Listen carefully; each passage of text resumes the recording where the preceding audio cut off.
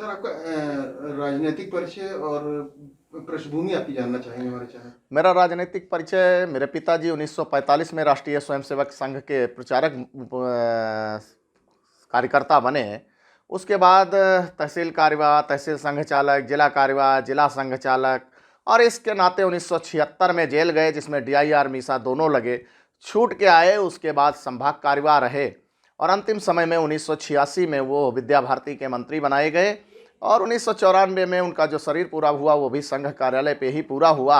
लेकिन इसके बीच जब वो छूट के आए मीसा से, तो उसके बाद मेरे भाई लोग भी राष्ट्रीय स्वयंसेवक संघ के प्रचारक रहे और मैं स्वयं 14 वर्षों तक संघ कार्यालय की ही रोटी खा के बड़ा हुआ हूँ।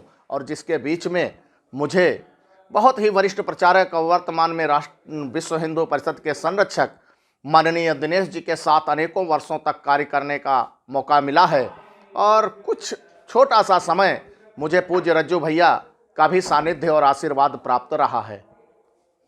ये बताइए आपके परिवार में और कौन कौन है, पारिवारिक पृष्ठभूमि क्या है? मेरे परिवार में मैंने अपने पिताजी के बारे में बताया। मेरे भाई प्रचारक रहे, 3 भाई मेरे, मैं 5 भाई हूँ। 3 भाई मेरे सर्विस में हैं, 1 भाई मेरे गांव में रहते हैं। ये मेरी पृष्ठभूमि है।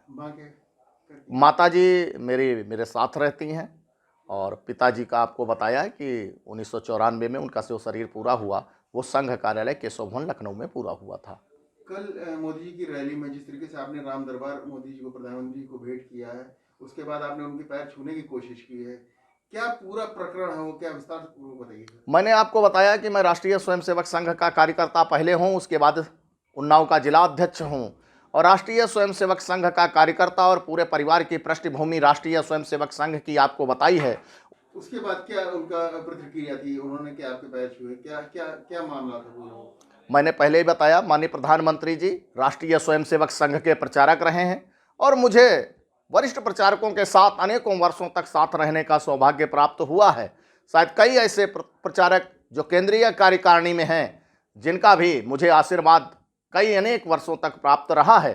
शायद उन्होंने मेरी बॉडी लैंग्वेज और मेरे चेहरे से जो पढ़ा था वो एक कार्यकर्ता और एक राष्ट्रीय स्वयंसेवक संघ के पूर्व प्रचारक और इस समय वर्तमान में पूरे विश्व के सबसे बड़े नेता, उनके बीच का एक मिलन था।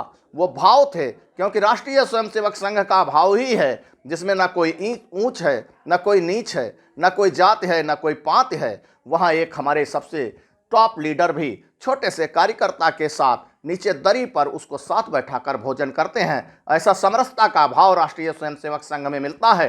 वही भाव कल मंच पर था।